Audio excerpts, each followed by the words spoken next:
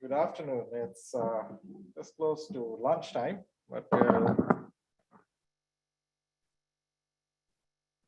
today we are going to have a melody of speakers, and we'll have not just myself, but we're going to have a bunch of us come up here and share a passage of scripture and talk about a specific character in the Bible.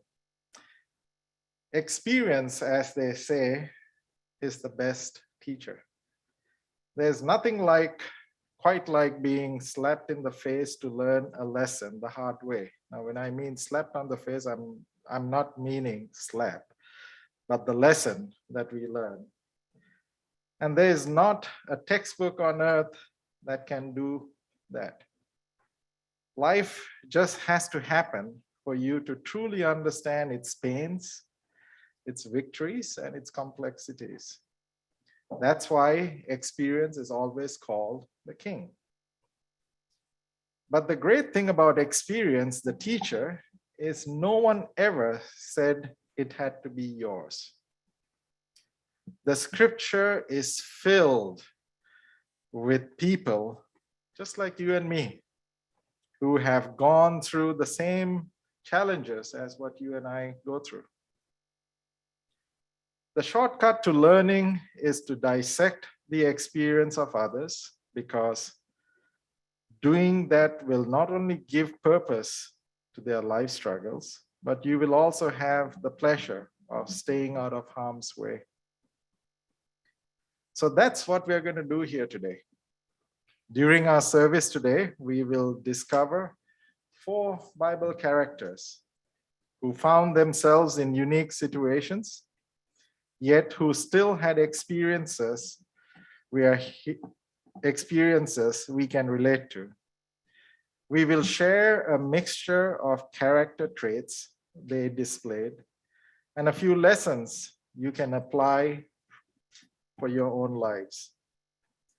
I will be presenting on the life of Joseph. Elder Carlisle has chosen to present on a Bible character, which will remain unmentioned because it was also discussed in our Menti quiz. Elder Edwin Torres will be presenting the life of Joshua, and Elder Scott Larson will be presenting, in absentia, the life of Nehemiah. Scott has given me his presentation, and I will be reading that on his behalf. But before I go on, I want to mention that this list does not include Jesus. I thought about it, but it wouldn't be right to include the perfect person next to a bunch of imperfect people. And I want to stress the fact that everyone on this list is just like you and me. So let's go ahead and get started on the life of Joseph. Joseph was born as the 11th son of his father Jacob. Joseph had a unique position among all his brothers. He was the first son of his father's most beloved wife, Rachel, and he was his favorite son. We read that in Genesis 37:3. Now, Jacob's love for Joseph was more than any of his other sons. To that, he made this beautiful ornate robe of many colors. And Joseph would wear this robe proudly. The coat is the physical reality of his love.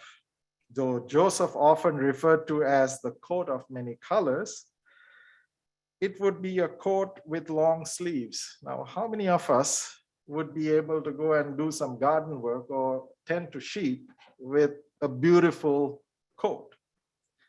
Now, combine those facts with the prophetic dream Joseph had and his eagerness to explain them to his older brothers, and you get the perfect condition for him to be hated by everyone around him. That means his brothers. Because of Joseph's brothers Because of this, Joseph's brothers devised a plan to kill him and eventually settle on selling him into slavery. Now, you would think that's pretty cruel. But fast forward a few years, and you see that the brothers' scheme of Joseph eventually put him on a path to fulfill his dream. So there's a little lesson. Sometimes we become an obstacle for somebody else's success. By no means did Joseph gain authority overnight, but through a series of wise actions, unfortunate setbacks, and seemingly coincidental events, Joseph eventually became second in command in Egypt, the land where he was sold into slavery years before. And toward the end of the story, Joseph used his newfound power to provide and shelter all his people, including the brothers who once despised. Oftentimes, we may be put in a position of power, in a position of privilege, so that we can be a blessing to others. And that's a lesson that we learn from Joseph. Joseph's story is a testament of how God can use even the most evil actions to bring about a complex good. But now, with these cliff notes, here are 4 lessons we can gather from Joseph's life. Lesson number 1, it's patience. In modern world today, it might be criminal to make someone wait. If you're hungry, do you wait to go home and prepare a meal, or would you rather go through a drive-through to fill your hunger? If you don't know an answer to Google, what do? If you don't know an answer, you Google it. If you don't text back within 5 minutes, you have a bad reputation. So imagine getting confirmation that you will one day have a position of power over the people who despise you, but being forced to wait years for it to actually happen. It would be miserable. Sure, you feel motivated for a few months, perhaps a year, but once all that time passed, most people would dismiss it as crazy talk, and they would think that this is a bad dream instead. Yet Joseph, he didn't. He waited for his time to come, and he stayed true to God. Now it's interesting that when Joseph was sold into slavery, he was 17 years old. After the cupbearer, and you know the story of him being sold into Potiphar's household, he gets thrown into jail. He interprets the dreams of the cupbearer, the 2 of Pharaoh's servants. And after the cupbearer's interpretation was made, it took 2 full years before Pharaoh had that dream.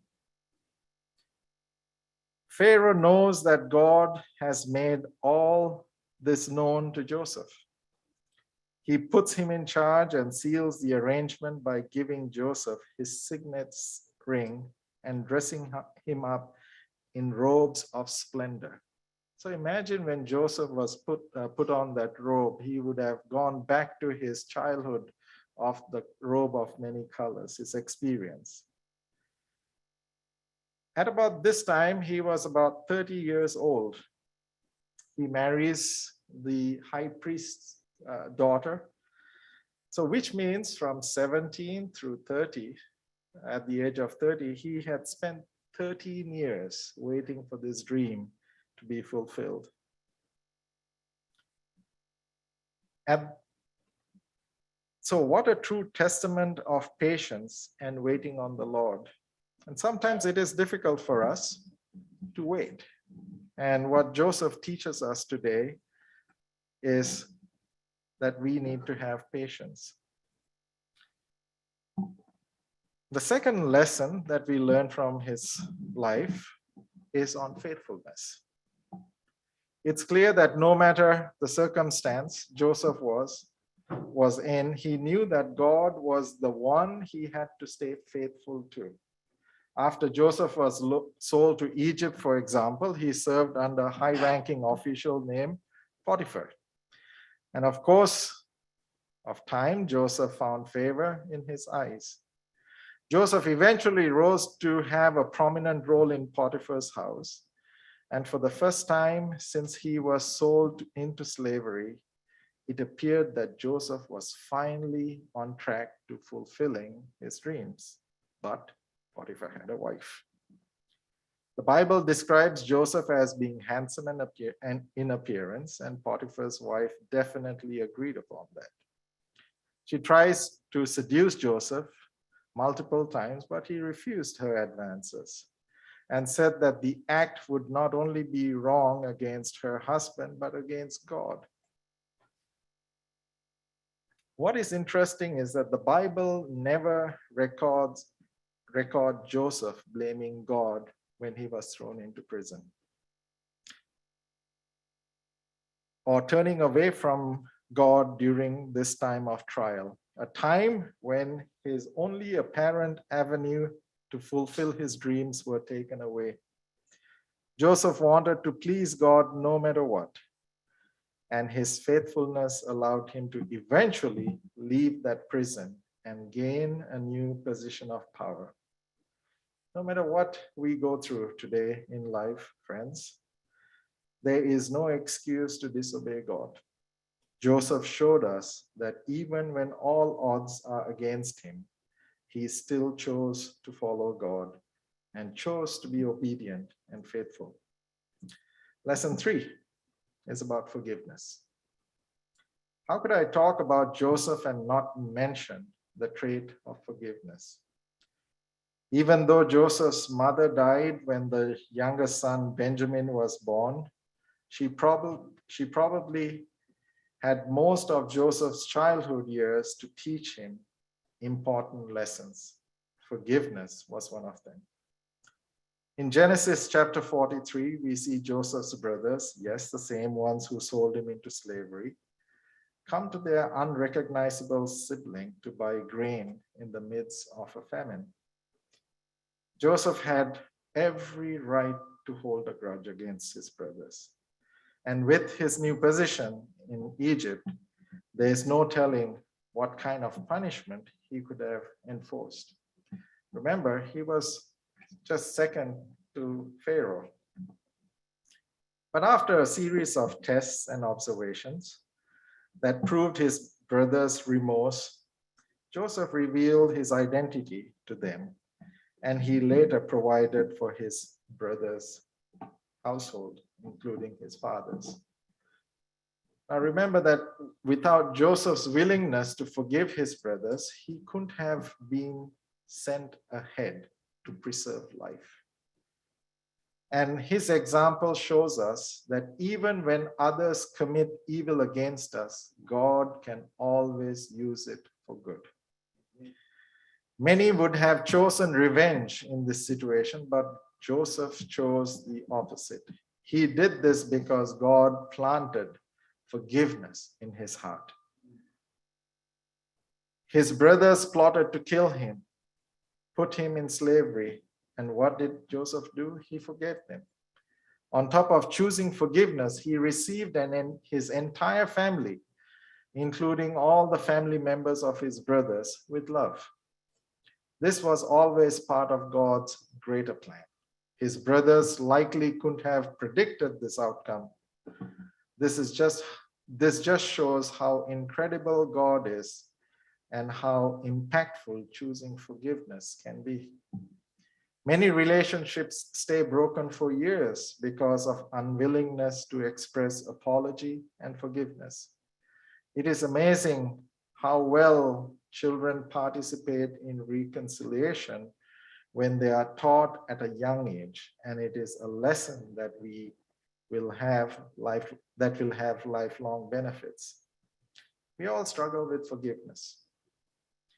And at some point in our lives, but holding on to anger, resentment, and thoughts of revenge only cause suffering. When we do this, we become both the prisoner and the jailer. The truth is, forgiveness is for our own growth and happiness. Forgiveness helps us to remove pain from our hearts. And the final lesson that I'd like to share with you is the lesson of honoring your parents. Joseph never forgot his father's love for him, and he longed to embrace him. He knew that his father would have traded places with him in that slave caravan. Being 17, Joseph was not yet sent to tend the sheep with his brothers, but Jacob sent his second youngest son to go check on his 10 older brothers. When Joseph arrived, they were not there. The brothers had traveled another 12 miles away to Dothan. Rather than return to the father and tell Jacob that his brothers were derelict in their duties, Joseph went after his brothers and found them in Dothan. He obeyed his father, seeking out his brothers miles away in order to honor his father. Later in Egypt, you know the story of when the brothers returned for more food, and after Joseph revealed himself, Joseph honors his father by sending 10 male donkeys loaded with the best of Egypt, 10 female donkeys loaded with grain, bread, and other provisions for his father's return journey. Although the famine had just started and barely a year into it, through Joseph's obedience to God, the entire family of Jacob was rescued and placed in the land of Goshen. Joseph sought every opportunity to provide for and care for his aging father. At this moment in time, I will invite Elder Carlisle to speak to us about his Bible character.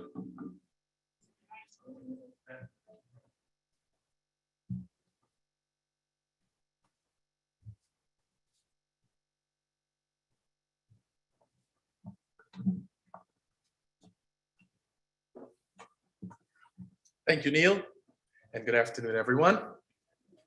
When Neil asked me to share a few thoughts about one of my favorite characters in the Bible, I immediately had a flashback to my childhood and one of the favorite Bible games we played back in South America on Sabbath afternoons. And in reflection, I realized that playing that game developed and nurtured my love for the Word of God. The game was simply called, I'm Thinking of a Bible Character. It went like this. You gathered around with a group of friends, your Bible in hand, for the sole purpose of checking the answers of your friends. And when it was your turn, you simply said, I'm thinking of a Bible character, and you shared the first letter of the name of the character you were thinking about. You then offered clues about the character, and the goal was you won the game if you had to share the maximum number of clues before somebody could guess the name of the Bible character you were thinking about. So, guess what? Let's play my childhood game. If you think you know the answer, just raise your hand and shout the name out of the Bible character that I'm thinking about and that I'm talking about. First clue, I'm thinking of a Bible character, name beginning with J. Kind of broad, isn't it? God sent a prophet to tell his parents what to name him. I'll keep going. Okay, go ahead.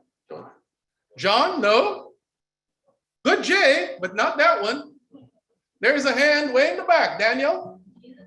Jesus, no. He is written about,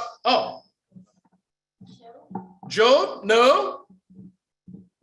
about you guys today? Huh? I'm winning this game. I'm feeling good. He is written about in the Old and New Testament. Remember, thinking of a Bible character, name beginning with J. Go ahead, Paul. James? No. See, there are lots of J's in the Bible. I did this on purpose. Go ahead, Daniel? Joshua? No. He has a very famous mother. There's a hand up front. Jeremiah? No. Jesus spoke about him while on this earth. Joseph? No. Amma? No. There's Reuben? Josiah? No. Okay. He wrote 3 books of the Bible and 2 Psalms. Astrid is not allowed because I read her my script. Jeroboam? Jeroboam? No. In the back? Next to Reuben? Sorry, I don't know your name. Tell me your name. Jude? Okay. Who? Jude? No. I'll keep going. He became a leader at the age of 20. I know you guys all want Astrid to tell you the answer. Huh? He became a leader at the age of 20. Jehoshaphat? No. His name means beloved of God. And my wife is giving me the stink eye. No. Amma? Joel? No. Okay. Yes. I am speaking about Solomon. And before you accuse me of not knowing the letters of the alphabet, please join me in reading 2 Samuel 12, 24 and 25. Then David comforted Bathsheba, his wife, and slept with her. She became pregnant, gave birth to a son, and David named him Solomon. Next verse, verse 25. The Lord loved the child and sent word through Nathan the prophet that they should name him Jedediah, which means beloved of the Lord, as the Lord had commanded. See why I like that game so much? And see why my wife was giving me the stink eye, because that's how I play. All of the passages I share today, and I thank the folks at AV, will be from the New Living Translation of the Bible. Solomon's God-given name was Jedediah. And God sent Nathan the prophet, as the scriptures state, to tell his parents what to name him. They had other plans, as we do sometimes. You can follow the lesson in there. And they decided to give him the name Solomon. Solomon's story is not only shared in multiple books of the Old Testament, and this is now checking the clues that we shared as we learn about Solomon, but in Matthew 6:29, Jesus spoke about Solomon. Matthew 6:28 through 30. It says, and why worry about your clothing? Look at the lilies of the field and how they grow. They don't work or make their clothing. Yet Solomon in all his glory was not dressed as beautifully as they are. Solomon, as was mentioned in the Menti quiz, which is why I told Neil, don't put the name in there, as was mentioned in the Menti quiz, was the wealthiest and richest and most dapperly attired person in the world of his day. Yet, upon ascension to the, and by the way, you know his famous mother, Bathsheba, and upon ascension to the throne of Israel, the 20-year-old Solomon committed his life to follow God's instructions. He had just sacrificed thousands of bulls at Gibeon, and he was in a deep sleep soon after his coronation, and God visited Solomon in a dream. And they had a conversation that transformed Solomon, or Jedediah's, life.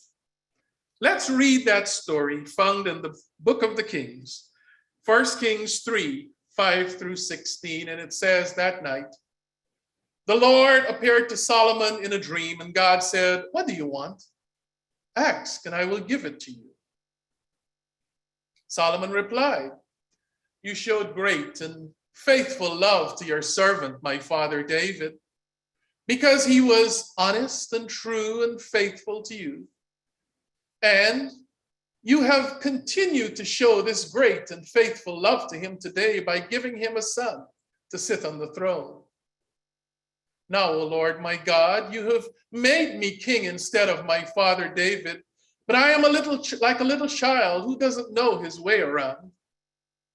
And here I am in the midst of your own chosen people, a nation so great and numerous they cannot be counted. Give me," Solomon said, "give me an understanding heart so that I can govern your people and know the difference between right and wrong, for who by himself is able to govern this great people of yours?" The Lord was pleased that Solomon had asked for wisdom. So God replied, "Because you have asked for wisdom in governing my people in justice, and have not asked for a long life or wealth or the death of your enemies, I will give you what you asked for. I will give you a wise and understanding heart, such as no one else has had or ever will have." So our Menti quiz was right. Wisest man ever. Again, God also blessed Solomon with great wealth and riches. And my prayer is that may the request of Solomon be the daily request of our heart, to seek and obtain divine wisdom to lead ourselves, our families, at work, wherever we are, so that we can discern the difference between good and evil and choose good. God gifted Solomon, because of his selfless request for wisdom, with untold wealth and resources. There has been much speculation recently that the current richest man in the world, who by the way happens to be Elon Musk, is on pace to become the world's first trillionaire. Now, the world has lots of billionaires, but the world's first trillionaire. According to a recent economist, the wealth that Solomon had was estimated at $2 trillion in today's money. So guess what? Elon Musk will be number 2. Solomon was number 1. See, when God chooses to bless us, his ability to bless us is unlimited. Even with the wisdom he was given by God, Solomon made choices such as marrying Pharaoh's daughter and establishing a harem of 300 wives and 700 concubines with the primary intent, he did it with the primary intent of making alliances with the kingdoms around. Yes, during the 40 years that Solomon reigned, there was peace in the land.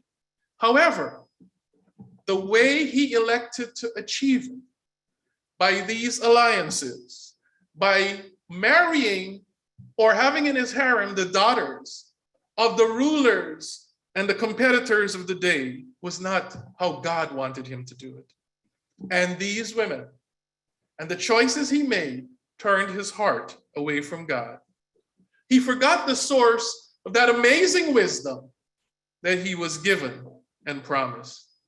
That's an enduring lesson for us today when we think we're smarter than God.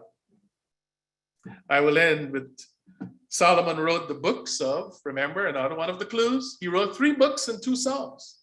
He wrote the books of Proverbs, Ecclesiastes, Songs of Solomon, and Psalms 72 and 127. If you turn to the Psalms, you'll see those Psalms begin with the words, a Song of Solomon. And as he reflected on his life in Ecclesiastes 1:14, this is what he had to say. I observed everything going on under the sun, and really, it's all meaningless, like chasing the wind. The world's first trillionaire, the man wiser than anyone else, said, it's all meaningless unless your life is rooted in God. However, I end with one of my favorite passages found in the 3rd chapter of the book of Proverbs, again written by Solomon, again wisest man in the world. And these are the words that he wrote in Proverbs 3, 5 through 10. He said, trust in the Lord with all your heart. You know, this is one of the times I'm not a fan of the King James. The King James says, lean not. Other translations say, do not depend. I love Jack Blanco. Jack Blanco says in Clear Word, which is not a translation, but a paraphrase, he says, never depend on your own understanding. Little hard for us to do, isn't it? On your own understanding, seek his will in all you do, and he will show you which path to take. Don't be impressed with your own wisdom. You know why? Because we need to fear the Lord and turn away from evil. Then you will have healing for your body. Love the way it starts. And strength for your bones.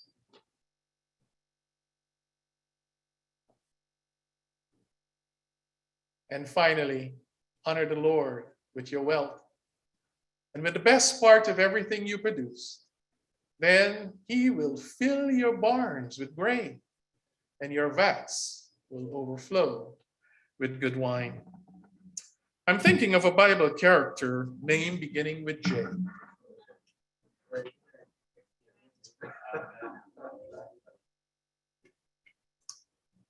Thank you, Carlisle. At this moment, Edwin will present on the life of Joshua.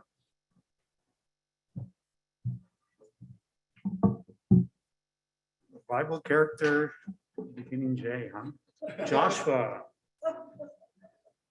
Good afternoon, church. So, Joshua, also known as the Lord is salvation or Yahweh saves. So, Joshua is best known as Moses' second in command, who takes over and leads the Israelites into the promised land after Moses' death. Joshua is considered one of the Bible's greatest military leaders for leading the 7-year conquest of the promised land. God commanded Moses to send out 12 people to spy out the land, one from each of the tribes of Israel. Upon the return, 10 reported that the land, upon the report, 10 reported that the land, while bounteous as the Lord had promised, was occupied by strong and fierce warriors dwelling in large fortified cities. Along with Caleb, he wrote the minority report saying that Israel should press forward and enter the land of Canaan. The report was then rejected, and for that mistake, Israel would spend some 40 years wandering in the desert. Of the 12 who scouted that land, only Joshua and Caleb would survive and cross the Jordan River. So I have a little video clip.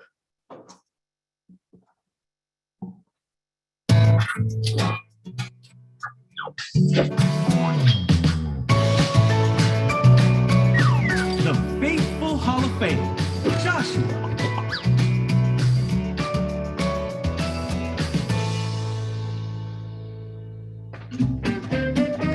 This is Joshua.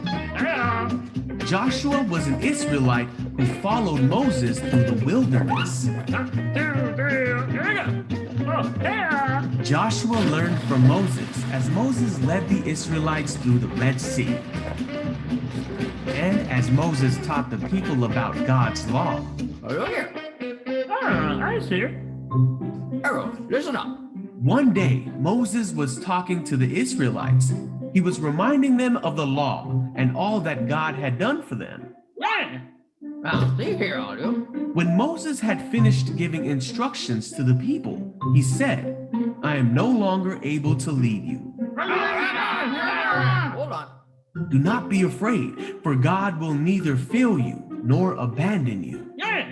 Then Moses called Joshua and told him to be strong and courageous, for he would lead the Israelites into the promised land. Well, see? Then Moses died. To this day, no one knows exactly where he was buried.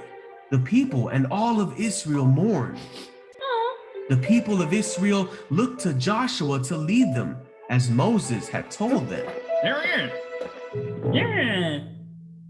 God told Joshua to be strong and courageous, for he would be with Joshua wherever he went. He told him to remember what Moses had told him and to study the book of instruction. God told Joshua that it was time to lead the people of Israel across the Jordan River and into the promised land. Joshua told the Israelite officials to go throughout the camp. They instructed everyone to pack up and get ready to head out. Joshua told the Israelites they were going to cross the Jordan River.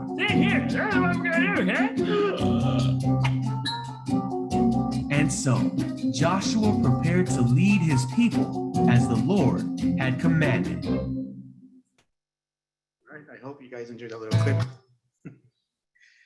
So I'd like to share one of my favorite passages of scriptures, which is Joshua 1:9. It says, "Have I not commanded you, be strong and courageous. Do not be afraid, do not be discouraged, for your Lord your God will be with you wherever you go." And so that was one of the scriptures that my mom would read to us every single day before going to school. So she would pray with us and she would read that every day. So keep that close to my heart. And now as an adult, I kind of reflect on that, being that courageous with Joshua. One of the traits that stands out is his leadership. It takes courage to be a leader. So this is something which I think we all can relate. So at one point, some way or form, maybe at work, at school, at home, or even with our friends, we're leaders. And I just want to highlight a few takeaways from Joshua that we can put into practice. It's kind of small. So there's four bullet points. So I'm going to keep it really short for you guys. So number one, Joshua was a leader willing to step up to the plate. And you can see that on Joshua 1:1-6. I'm not going to read that, but after Moses' death, Joshua is appointed by God to lead the children of Israel into the promised land. In the call and commission of Joshua, God gives him two promises. Number one, it says that he would possess the land of Canaan. Number two, that God would be with him and would never forsake him. So Joshua is ready to step up to the plate to continue leading the children of Israel. So, sometimes, I think, even personally, and just, I think sometimes we struggle stepping up to the plate. And, I can't even imagine what Joshua was thinking, having to lead, the children of Israel. Number two is Joshua was a leader who was willing to follow. Joshua 1:7 says, "Be strong and be very courageous. Be careful to obey all the law my servant Moses gave you. Do not turn from it to the right or to the left, that you may be successful wherever you go." So as a leader has to be willing to follow. Here the verse is telling us to be strong and courageous. We have to boldly follow God, just like Joshua did. If we follow God, we will be able to keep strongly in his word. Point number three, Joshua was a leader with a vision of hope and promise. So Joshua 1:13, remember the command that Moses, the servant of the Lord, gave you after he said, "The Lord your God will give you rest by giving you the land." When the Israelites needed encouragement or their faith strengthened, Joshua would remind them of the promises of God. He knew the importance of remembering God's promise and his word. And number four, Joshua was a leader who had no problem expressing his opinion. And I know here I know a lot of us we're very opinionated, so that's not an issue. But Joshua was an optimist. After scouting in the promised land, it was only Joshua and Caleb who said Israel should press forward and enter the land of Canaan. The Israelites reject Canaan because of the report the other 10 spies presented, and they rebel by speaking against Moses, Aaron, and God. When Joshua saw the reaction of the people, the fear and unbelief of the people, he then tries to appeal to the will of the people and asking them to decide to give up the rebellion and return to the Lord. So the Lord sees leadership potential in all of us, and it's never too late to become a leader for the Lord. Just try to remember how Joshua stepped up to the plate for God, and let us do the same. May God bless you this afternoon. Amen.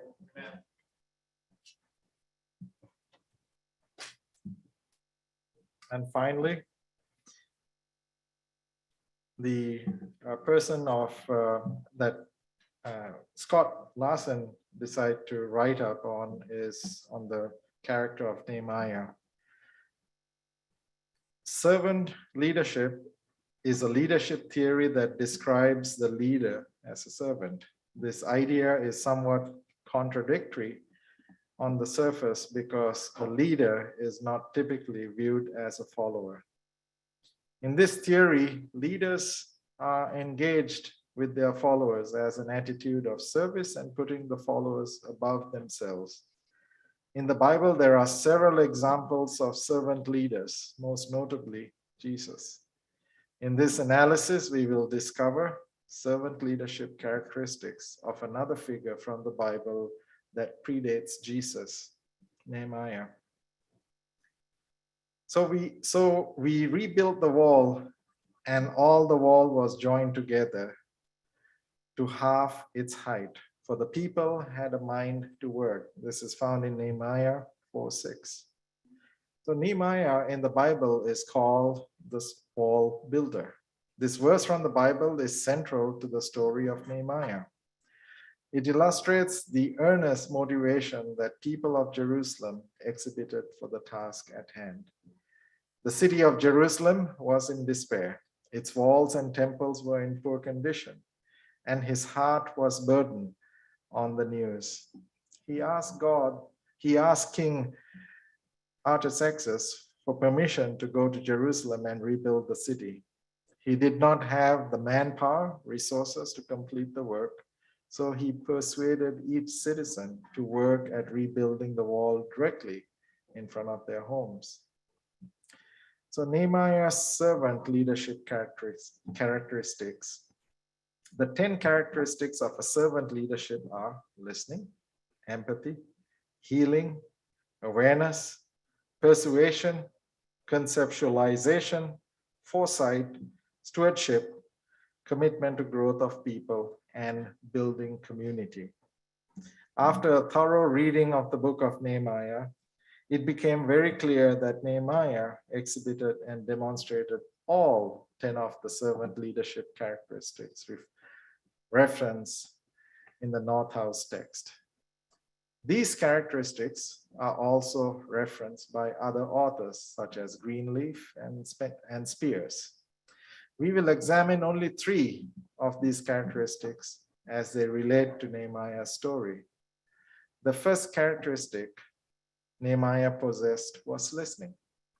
He listened to the messages that were being sent to him about the condition of the city of Jerusalem. Greenleaf describes the importance of this characteristic. Thusly, he says, listeners learn about people that modify first the listener's attitude, then his behavior towards others, and finally the attitudes and behaviors of others. Listening provides essential information that a leader needs to achieve goals. Listening also helps adjust leader and follower attitude. The second characteristic was on empathy.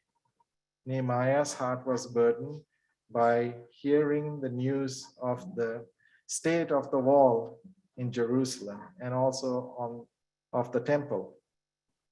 Leaders who emphasize, who fully accept those who go with them on this basis are most likely to be trusted. Nehemiah connected on an emotional level with the people of Jerusalem and instilled a sense of purpose in the people that motivated them in action. The third characteristic was persuasion. Nehemiah, through his trusted status as the cupbearer of King Artaxerxes, he persuaded the king to allow him to engage in the rebuilding of Jerusalem. The servant leader seeks to convince others rather than to coerce compliance. He was able to convince people to engage with him to rebuild the city. So following up on Nehemiah's example, we see that leaders desiring to become more effective would be well served to follow the example of Nehemiah's servant leadership. His resources and labor were limited, but the help out of hope for his vision of rebuilding Jerusalem. He took on the almost insurmountable task and succeeded. He exhibited all the servant leadership characteristics we have analyzed, and most of all, he depended upon God through prayer, along with diligent application of his talents and abilities. So in conclusion, true servant leadership encompasses several distinct characteristics as referenced. This approach of leadership, while appearing to be contradictory, is in reality a very powerful approach, as evidenced by the example of Nehemiah. By putting others above himself, the servant leader can gain trust of his followers and motivate them to action. The servant leader is above all a humble leader, and is interested in developing followers to their full potential. So my friends, as we summarize, we have learned about Solomon, how committed he was in his life to follow God's instructions. We learned of Nehemiah so that we may possess a heart of listening, to be empathetic and be persuasive. We learned of Joshua,